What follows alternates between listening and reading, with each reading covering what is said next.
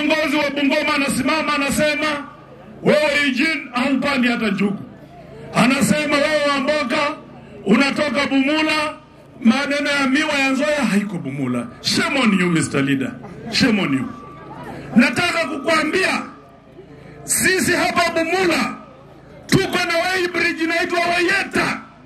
Imejengwa na Nzoia Sugar Company. Wanaweza weka weighbridge Bumula bila miwa? Wewe baada ya kukuja kudanganya watu wetu ukirudi Nairobi unasahau kwamba iko constituency inaitwa Bumula. Unataka kurudi wakati ya kura.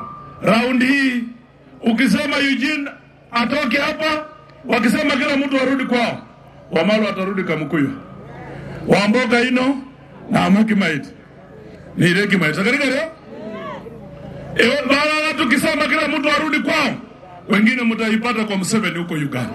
Sasa mwache kutishatisha watu na siasa ya kurudi. Kama ni kila mtu arudi kwao, wewe ndio unasema watu warudi kwao, utajipata wapi? Tuheshimiane, tutetee watu wetu. Hata hii airstrip ya Bungoma walikuwa wameuza koti kaeka injunction. Walikuwa wameuza muhindi anaitwa Rupa kutoka Eldoret. Bandu befwe muroma na bandu mtamaliza watu wetu, na hiyo pesa ya rai ndio unatembea ukipiga nayo kifua ukisema lazima Wamboka aanguke kura, lazima Majimba aanguke kura.